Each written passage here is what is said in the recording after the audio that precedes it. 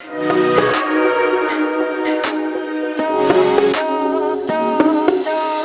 an eco-psychotherapist, your research is largely around young people's sentiments toward climate change. Yeah. And you're actively working to build their emotional resilience in the face of some of these big, messy planetary problems. Is that right? Yeah, ultimately to build resilience.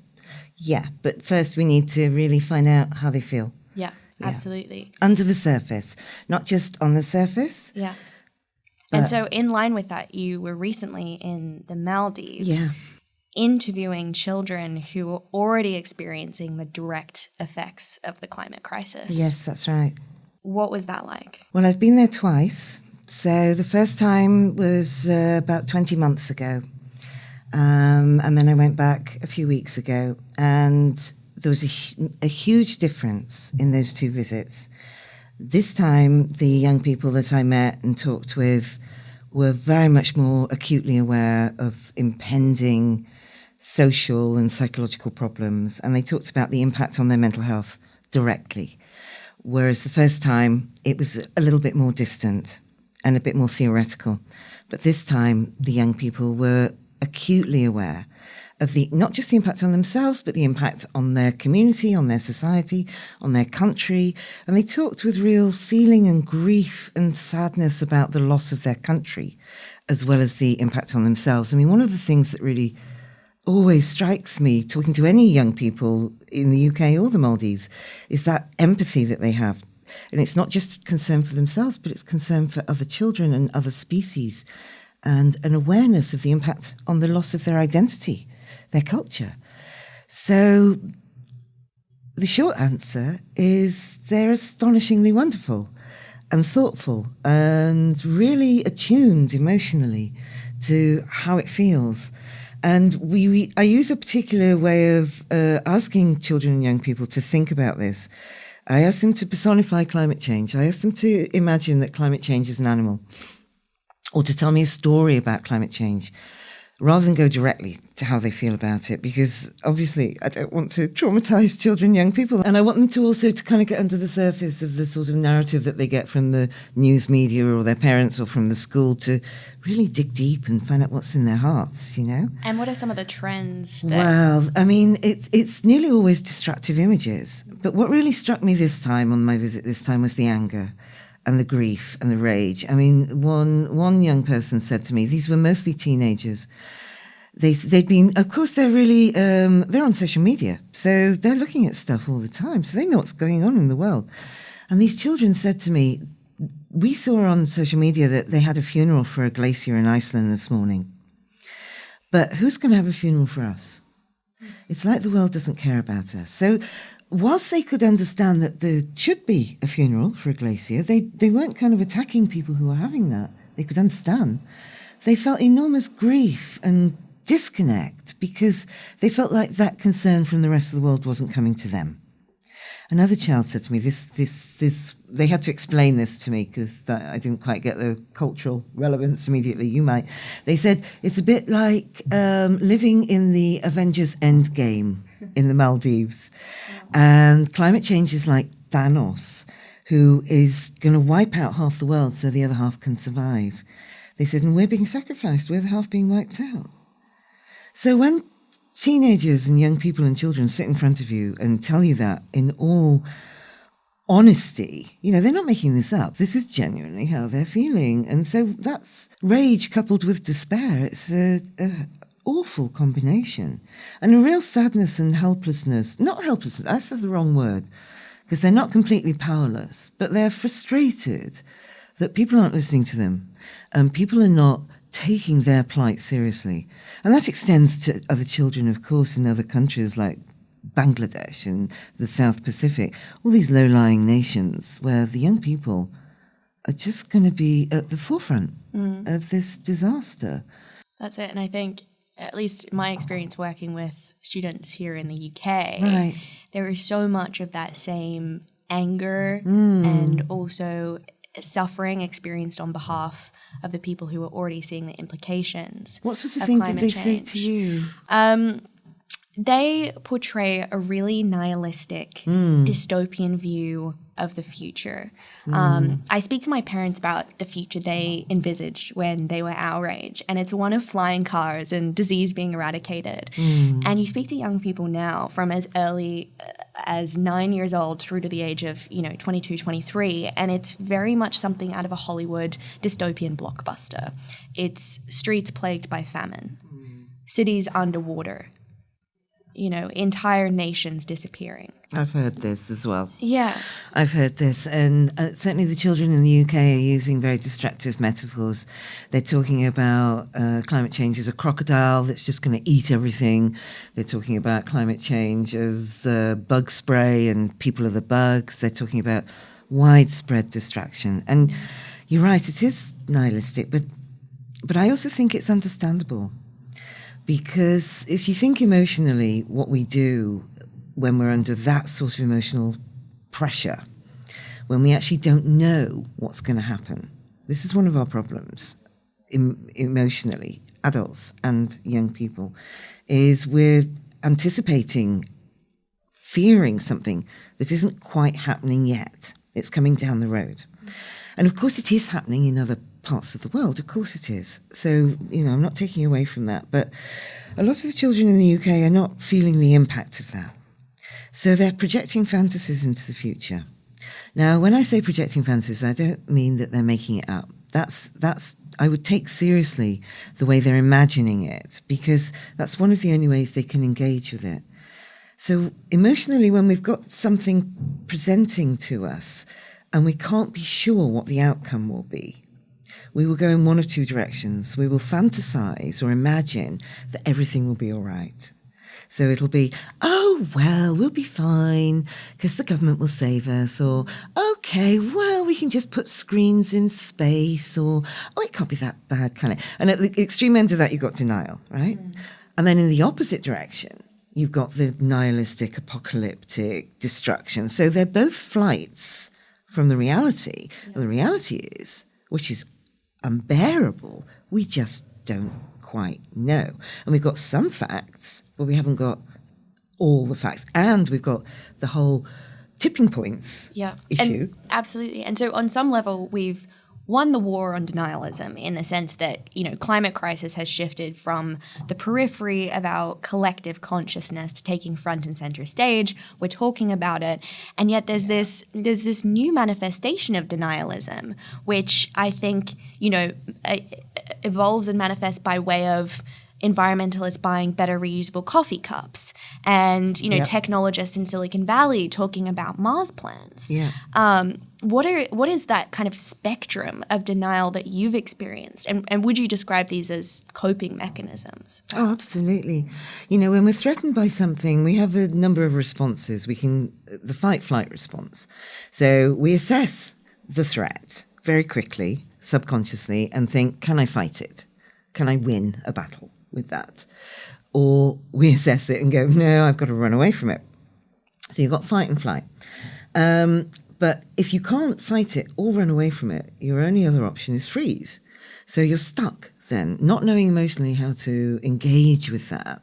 So you kind of vacillate between these polarized positions. And 1 minute, a lot of people who are struggling with this, 1 minute they're like, oh, it'll all be all right. I'm exaggerating. And then next minute, oh, it'll all be terrible. And you go backwards and forwards between them.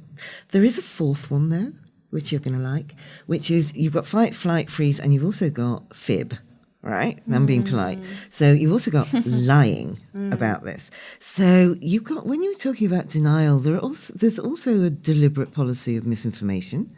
And people kind of taking one bit of a fact and twisting it into something else for socio-political, economic reasons.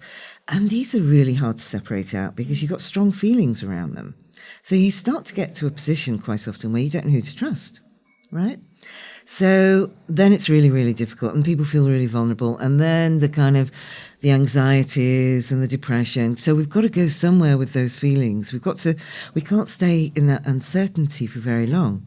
Or, well, if we can, that is a way through that kind of being with the not knowing, the kind of mindfulness, the kind of Buddhist philosophy of holding the tension not needing to go and escape into any of those polarities. I want to come back to something you just said, though, right? It's the war on. I love it's that, isn't it? Because I saw you wink at me. You saw me write it down. Exactly. You think we've won the war on denialism? In the sense of, and I think even that language that I use, war on, is problematic, because I think that climate change is in large part symptomatic of broken systems. And I think one of those systems is the way in which we've looked at this. And it's still very much an anthropocentric control, dominion kind of complex about, and that's why you have things like ideas of geoengineering coming up. Absolutely. Oh, we just need to change the chemical balance. And it's like, and it's like, no, like we need to, this is, not only do we need to transform, but this is our opportunity as a society to transcend and transform every part of how we live. I think that is, from my perspective, it's in the sense of how this narrative has been betrayed in my lifetime. Right. And the degree to which we're talking about it, but coming at that also with the realization that I'm living in my echo chamber, my bubble. And, this past week I was in Germany for a speaking tour, and one of the conferences I went to was Mexico, which is the largest digital marketing conference in Europe. Very overwhelming, 40,000 people all talking about largely how to market to this new generation of consumers. Oh, really? Yeah, and I tried to be that kind of reactive voice in the mix, talking about climate change and like, hello, like there's this catastrophe happening. Like this is, it's affecting all of our lives, and it's about to affect our lives in a much more pervasive way. But it was really hard to break through with that message because, we're just reacting to the daily 9 to 5. And I think really properly walking into the reality and accepting what it is we've already inflicted on the planet and what we're continuing to do to our planet is too hard or too confronting for a lot of people to really look at. And so we keep, kind of dancing this little dance on the side and detracting from what's really happening. If I put that in a slightly different language, so if I go to the kind of Climate Psychology Alliance language of sort of depth psychology, we'd be talking about the heroic culture, which also, of course, ties in with misogyny and the Me Too movement and the masculine and the growth is good. So, of course, there's responses to this emergency by saying, oh, well, here's an economic opportunity. Oh, let's just grow more and do more and fight it. And of course, the masculine will have that response. Now, I'm not talking about this being gender. This is not male versus female. I think that's really important. And you're right. And that is what's led us into this anthropocentric, we are the supreme being, we are the ultimate culture. It's very macho. And it is, I liked what you said as well about the way that's a betrayal of the earth. And but it's also a betrayal of the other, because the other is, of course, the feminine and species and women and children. And it's the other way of doing things, which is more lunar than solar. So it's not kind of picking up the sword to go into battle. It's a completely different way. Now, I'm not saying there isn't fighting involved, and I'm not saying we should be completely losing that sort of masculine ability to fight. When you need to fight, you should fight. But it needs to be balanced up with the other. Because that other, then, if you can kind of go to that place, you can then connect with grief and loss and shame and guilt. And we would feel the sadness and the grief of what we've actually done to ourselves and to the planet. We certainly wouldn't be able to look at ourselves in the mirror when we cut fins off sharks and throw them back in the water, when we let children starve, when we throw live baby chickens into mincing machines, when we've stripped the earth of all nutrients so we can't grow anything anymore, so we just burn down more forests to grow more food. It's insanity. But that need to exploit the earth and natural resources, only valuing the environment and Earth and other species and ourselves, if we can put an economic price on it and say, that tree is firewood, rather than seeing the tree and valuing the tree and recognizing the tree is just essential to the whole biodiverse ecosystem. So that's what's got us in this mess. And so how do we begin to look into the face of that despair and come out the other side having not been admitted to the psych ward? Well, how do we reconcile the fact that we are each complicit? If you think of a tree, and the trunk of the tree is like ordinary life, and then you think of the tree, and there are two branches, and you can go down one or the other, and one branch is madness, loss of sanity, and I'm not pathologizing that, but the other one is enlightenment, right? But they come from the same place, and that place is that recognition that we are not permanent. We are not here forever. We need to be recognizing that what we should be doing is investing in the future of children, investing in the future of others, about nurturing the planet. There's a line in a poem which I think is Rumi. He says, what have you done with the garden that was given to you? What have you done with, this gift of life, but life that involved nurturing the environment, nurturing the other, growing food?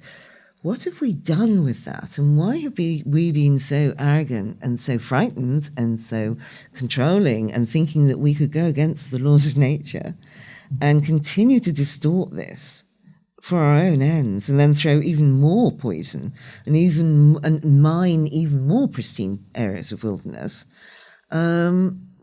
Why did we think that this was okay? Why could we be so deluded?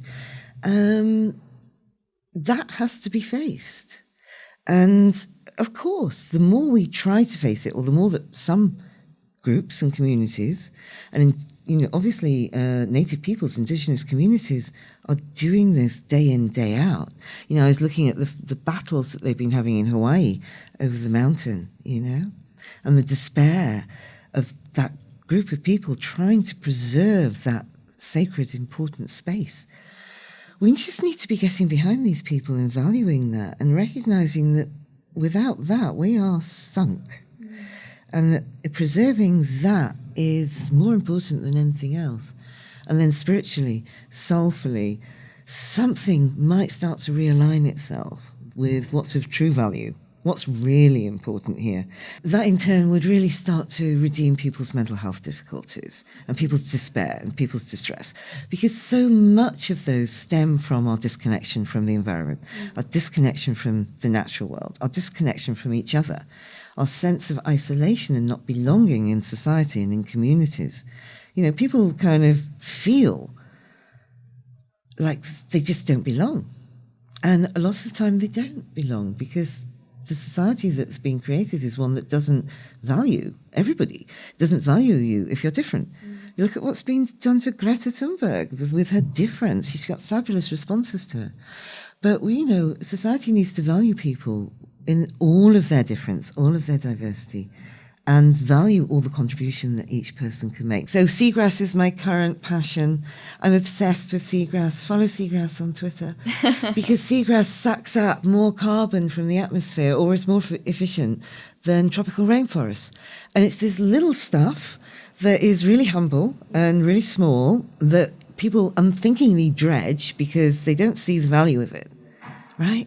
But if we started to see the value of seagrass, if we saw the value of each part of that ecosystem, we would start to develop some wisdom. Yeah, it's been interesting in my research so far because I've been looking at change makers and the correlation and the trends, and interestingly, across the board, the age of 11 to 13 seems to be a pretty magical age. Right.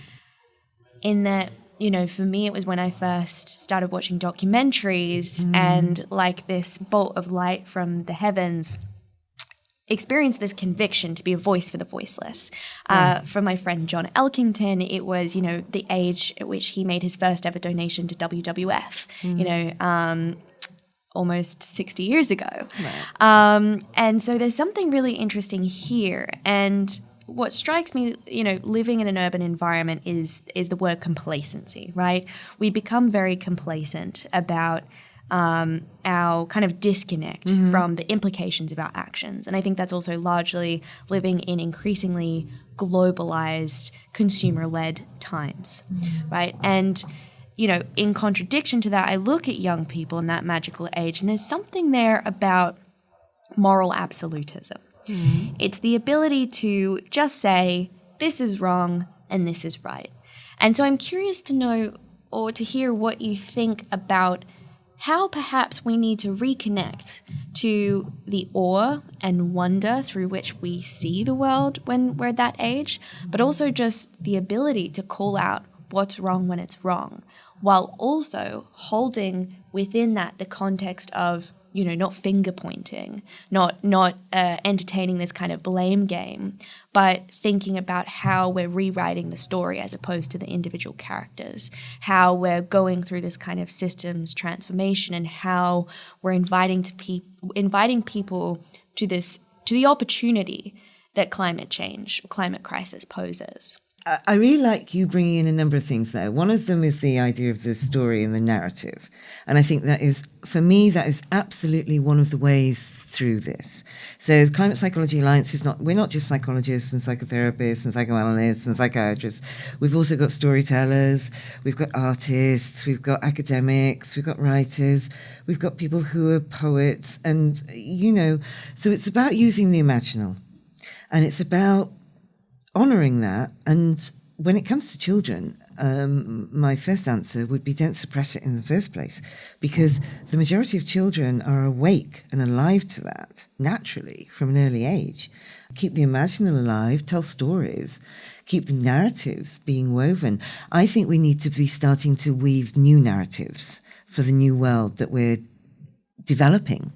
I'd like to think of us as creating a new world. And I know it's full of struggle and hardship. And I know that, a lot of young people are feeling the emotional weight of that at the moment. But I also think that there are opportunities to create things now which maybe weren't available to us before. And I don't want to be sort of misunderstood and sort of saying, oh, isn't it great that climate change is here and we've got all these challenges? Oh, and look how we can do something fabulous with this. I am not saying that. But I am saying out of any adversity, there is the possibility of creative solutions and for something new to grow. If you can hold the tension, if you can hold the tension of the opposites, if you can not collapse into depression and despair, if you can hold that pressure to allow a third possibility to emerge. And this is where we kind of have to get away from that kind of egocentric approach where we kind of think we can fix everything and we can do everything, because actually, no, we can't. And that way, other ways forward can show themselves to us. So I'll give you a more concrete example. I'm working with a couple of other organisations, Greenpeace and the Presencing Institute, and the Climate Psychology Alliance. And what we're doing, and linking it to my research at the University of Bath, is we're trying to build alternative schools, street schools for children who are climate strikers. And we've been doing lots of conversations with children and young people all over the world about what they would like to see from an alternative curriculum. What would you really like to be studying? A couple of teenagers here said, in terms of geography, don't teach us about Oxbow Lake. Teach us how to deal with flooding, Teach us how to build houses. Teach us how to build boats, things like that. So we've got that really practical side of things. How to grow vegetables. How to identify plants that aren't poisonous, Really important stuff. But there's also a recognition from these young people that they also want emotional development. They want to learn how to campaign. They want to learn how to negotiate. They want to learn how to have difficult conversations with parents and schools and authority figures. Amazing. I know. That's so cool. I know, yeah. I'm just thinking, well, adults need that too. Yeah. So we just kind of need the classes for us just as much. But they want to know how to communicate with younger children, so the empathy comes in and the emotional intelligence comes in. They want classes in how to develop a global empathy and a global awareness of how to create global solutions to problems, right? Yeah, they should be running the world. Of course they should, you know. They want classes on climate psychology, but they also wanted classes on storytelling and narratives. And we're going to try and run one of those in the UK next month, where we take a group of children out and we start looking at ancient stories and mythology, and we start looking at what's happening in the world today, and then we start to create modern myths for the new world that we're inheriting. And that's a way of trying to shift back to what you were saying about this kind of apocalyptic, nihilistic vision that young people have got. That can get woven in, so I'm not going to exclude that because I think that's part of it, but maybe that's not all of it. And it might give them the sense that they can create alternative futures for themselves as well. Yeah. Some autonomy, some agency, which brings it back really to what you're doing. There was something that you said in that really caught my attention, which was around young people asking for lessons in how to build boats and how to already begin to adapt with climate change and deal with the implications that are inevitable. Do you think that's a kind of psychological shift that we all need to go through in the acceptance of what's to come? Because I know that, you know, I'm someone who typically has used language like save the planet, and it's very much embedded in this idea of grasping and holding on to and preserving what still are fundamentally broken systems. I suppose we need to relinquish, don't we? And a part of that is dealing in the present moment with the grief of what is yet to unfold. On a very literal level, it's the climate lag. You know, even if we were to stop emitting right now, we would still be seeing the implications of our historic emissions for 10, 20, 30 years. But also it's, you know, the fact that perhaps it isn't right to say we've won the war on denialism because denialism is so pervasive, you know, and so how do we begin to navigate forward? I think the denial can start to become more subtle. So it hides in slightly more complex things. So you'll hear from people like a lot of concern, for example, I think you mentioned this earlier, about not using plastic cups and things like that. And then in the next breath, you know, oh, and where are you flying off on holiday? Or, oh, I'm going to New York shopping for Christmas. And so it can become more subtle. So that's one of the first things to say there. The other thing is you were starting to talk about hope and about how to navigate that kind of narrative. And one of the really important things I think that we talk about in climate psychology is about letting go of hope, letting go of the old hope, letting go of hope that everything can be saved. And if we hope, we're hoping for the wrong thing. And it's about that kind of projected, invested hope in preserving everything as it was. And that has to be let go of. It just has to be surrendered to. I think that was the word you used. One of the ways to face that is to face the fact that it's already too late for thousands of species. It's already too late for thousands of people. People have already died. So we have to not turn a blind eye to that. We have to turn and face that and recognize and feel the weight of that loss and that sorrow and connect with that. And that takes us into the grief. And that can be transformative. And that can take us to that paradigm shift that we were talking about before. You know, we've known about this stuff for decades, right? Decades. 1950s,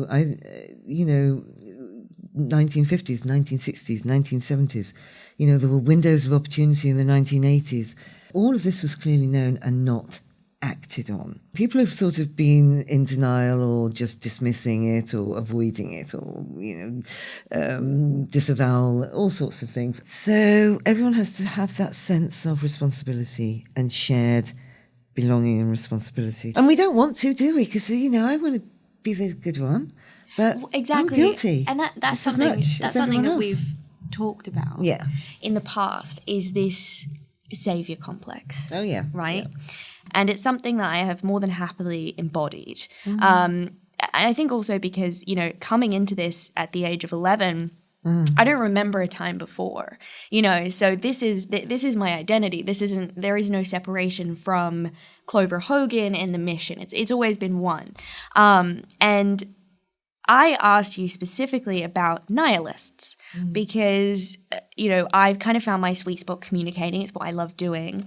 Easily the most difficult audience for me are people who entertain nihilism. And in the context of climate change, it's, you know, what is the point of any of this anyway? The Earth is most likely going to be blown to smithereens in a few billion years. It's inevitable. It was going to happen from day one. You know, humans are fundamentally selfish and greedy. It's very much this Darwinian idea that we're just responding to circumstances. And so I'm just going to sit back and I'm going to treat, you know, my life like a game of chess and play it for all it's worth. I find this really problematic and difficult to deal with on a number of levels, but I think something that you touched on was why I struggle or why this triggers something in me is because it also holds up a mirror to perhaps the pocket of nihilism that lives within me, right. The part of me that I struggle to reconcile, who wishes that I lived in a bygone era before climate change existed, before I felt this immense weight of responsibility. Can you talk about that a little bit? Because I find this fascinating and it's something that I'm still digesting. But I think it has been very, very healthy to actually start to at least relinquish some of that, you know, messiah complex and we're going to save the world and we're going to mobilize and actually accepting that there's a part of me that is really bearing the burden and the weight of this and wishes that I didn't have to. One of the difficulties of that kind of savior stuff is you lose connection with yourself, with your body, with your soul, with your humanity, with your vulnerability, with your softness, with your human needs to be cared for and understood. And you turn yourself into a sort of machine, into an object.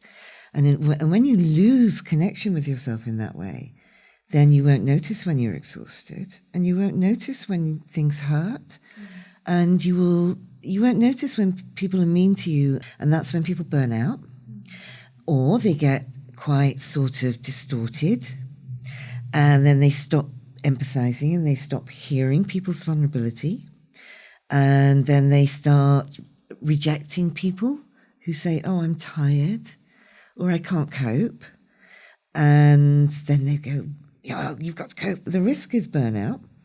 The risk is that we're just going to be hearing one-sided communication, and we will over-identify with it. And, you know, there's lots of stories of the risks of becoming that kind of savior figure, because they usually come in for a fall sooner or later, you know, and a lot of stories are about people who kind of go off to save the world and fail miserably, right? Famous archetypal stories, right? So Luke Skywalker decides he's going to save the world, right?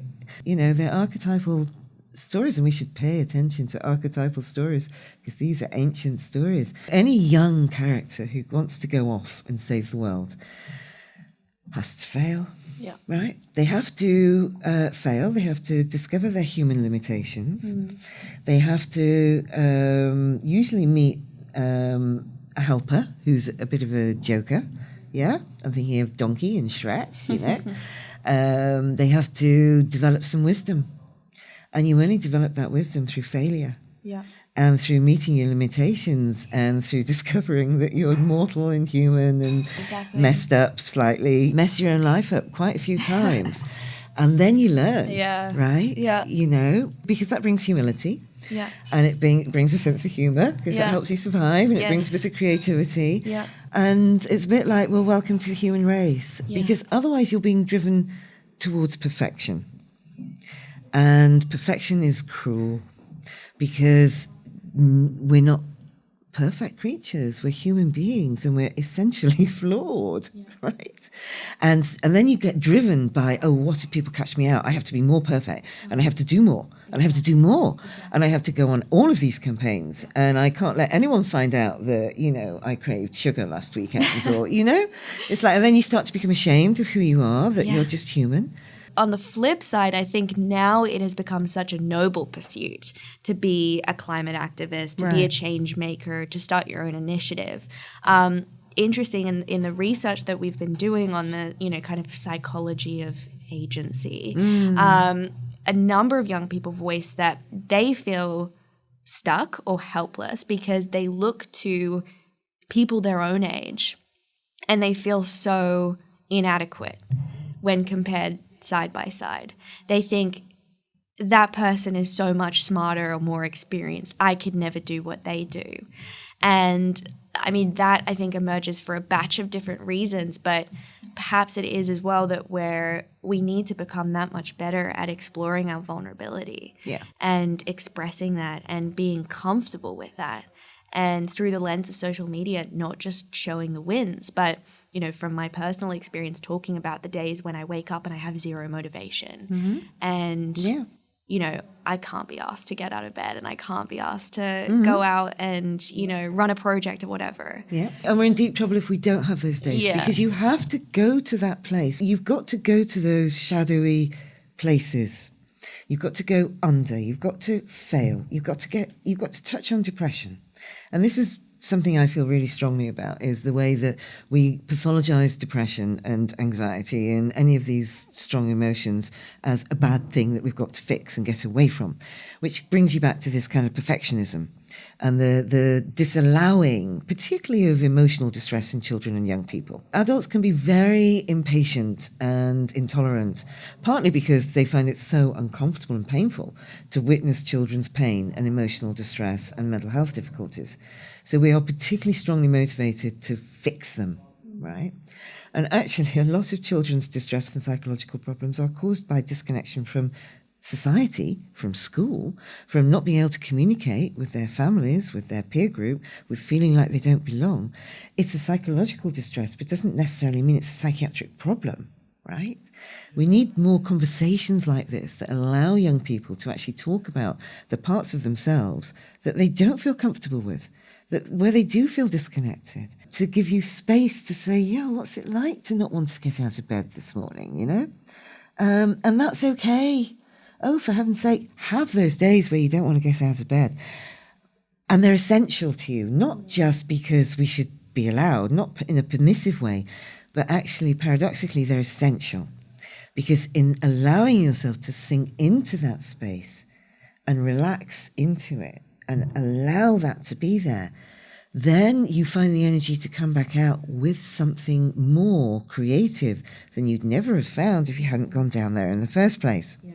So Jung talks about, Carl Jung, the psychotherapist, father of depth psychology, talked about the need to swim down into the lake of the unconscious and to go into the depths of the water, not to float on the surface and just always be looking for surface solutions, but to go down, to go deep, to swim down. And then when you get to the bottom of the lake, to then put your hands into the mud and really feel down into what's hidden. What do you not want to look at? What part of yourself do you really not want to admit to? What parts of yourselves would you sort of die of shame if anyone found out about this, right? Because those are the parts of you that are really essential and that they make you whole, they make you complete. They're part of your humanity and they bring their own gifts. They're really, really important to us. But the problem is we're scared of them and we disallow them and then we judge them. When you were talking a few minutes ago about the sort of nihilism and the sort of the heroic saviour stuff that kind of went against that, I actually don't believe that a lot of those people are genuinely in denial.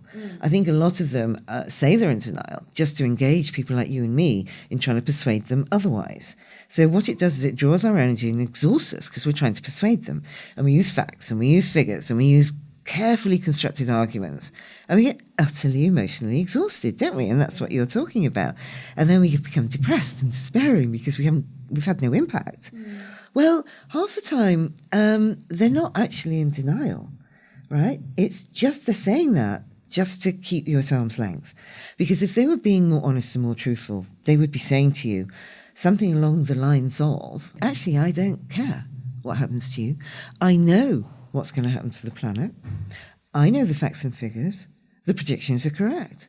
I know what's going to happen to you. I know I'm wiping out young people's futures, but I don't care. But I'm not going to be able to come out in the world and say, I know this and I don't care, because nobody's going to like me. No one's going to vote for me.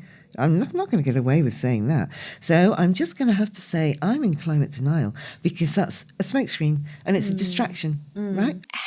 I'm most curious about how to create a dialogue, actually, between, the protesters outside of the Shell building gluing themselves to the doors and the folks in the C-suite who they're directly protesting against. How do you even begin to create a dialogue between those polarized people? How do you begin to take away and strip back this kind of finger pointing and yelling that is getting in the way of us having this conversation? What's happening is, if people fall, either group, right, either the protesters and the activists or the bankers, if either group falls into blame and splitting of the other, what they're doing is projecting onto the other all of the parts of themselves that they cannot tolerate, right? So there's a psychological process that goes on. But what you've got to do is find the empathy for your inner banker,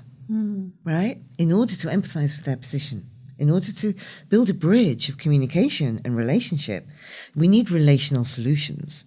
So you have to be able to imagine their position. So both sides have to try to do that. So the activists and people in your position have to try and find ways to communicate in ways that the people over the other side can hear, right? Because there is a part of them that can hear and will hear, but we have to communicate in a way that they're able then to hear and respond to. Because there is a part of them, and it might be buried, and it might be deep, but there is a part of them that is terrified, that wishes they were on the outside of the building with the activists, right? It might be deep, it might be unconscious. They may not be consciously aware of it at all, right? But it will be there. But it's in their shadow because it's disallowed. So, they will be disallowing the part of themselves that wants to glue themselves to the building. And the activists are disallowing the part of themselves that wants to go and make lots of money and live in a big house, right? And drive a diesel car. If we all disallow those parts of ourselves, then we will just go to war, which is the problem. The problem is you're fundamentally at war with yourself, because these are all parts of yourself, right? So if you can heal those parts of yourself, right, and get a communication, get a relationship going between those parts of yourself individually, then you can take that out to others in the world. So if you can stop othering yourself, right, stop shaming yourself, stop hating yourself, stop thinking, that these other people over there we're disempowering ourselves. As soon as we think that they've got the solution, if only they would change, you can hear it in the language, completely disempowering ourselves, giving them all the power, projecting everything that's unwanted about ourselves into them, and then trying to dismiss them. That is the process of othering, yeah? The minute we do that, we don't allow them any humanity. And the other thing it does, which is really worrying in its extreme, is it actually legitimizes treating them as less than human. And so when we other the natural world, and when we other children, and we other women, or we other indigenous native peoples, then we don't care about them, and we disregard their human rights, or their animal rights, or their species rights. So what we've got to do, what you and I have got to do, is have a conversation where we find those parts of ourselves, and we give them permission to have space within our psyche, and don't shame them and disallow them and hate them, because those parts are quite wounded. That's where we are quite wounded around our humanity, yeah? And they hold some of the keys to this. And if we could bring them in and stop seeing the enemy as out there and stop going to battle with ourselves, then actually we'd have better communication around this. And I think the work that you're doing, you could do a lot there about enabling and teaching young people to develop that narrative, because I think young people are more open to it. And the nice thing is it's a non-heroic approach, right? Because we have to look at our own faults and flaws and failures and shadowy stuff in order to move forward. So it is activism, right? But not in that kind of heroic, I'm going to save the world. It's activism through doing the inner work at the same time as the outer work. And getting to that place, being able to cross over that bridge, the key to it for me was forgiveness. And I thought it was going to be more difficult to forgive the, perpetrators, those who we kind of classified as the bad guys. But in fact, it was most difficult to forgive myself. Yeah. And feel compassion for myself and acceptance.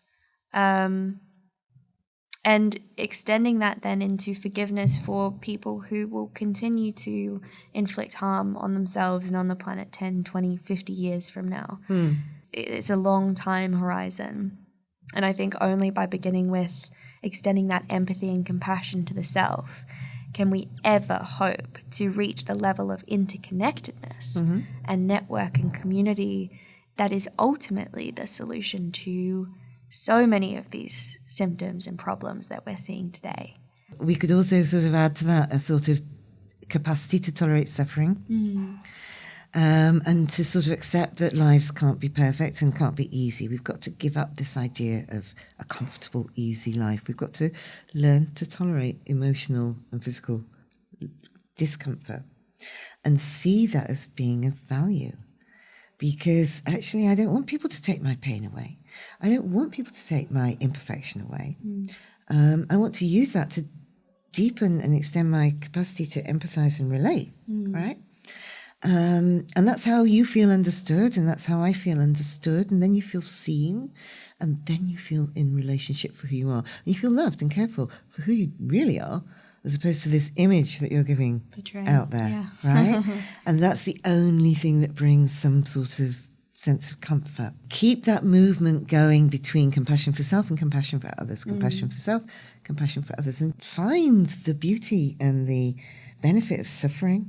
Because to suffer means to be touched by something, because that sense of connection is probably the only thing that really carries meaning at the end of the day. So that's back to that idea that, there are some beautiful things that can come out of this as well. Do you think climate crisis could be our redemption? Redeeming parts of us. Absolutely. But we'd have to put alongside that the genuine sense of suffering and loss and grief for people who are feeling that, who are suffering that, right? So in terms of redemption for humanity as a whole, possibly. Not redemption for those individuals, the children in the Maldives and the South Pacific and Bangladesh, no. Not for the indigenous people. I don't think those people need redemption. I think they need empathy and compassion and understanding and respect.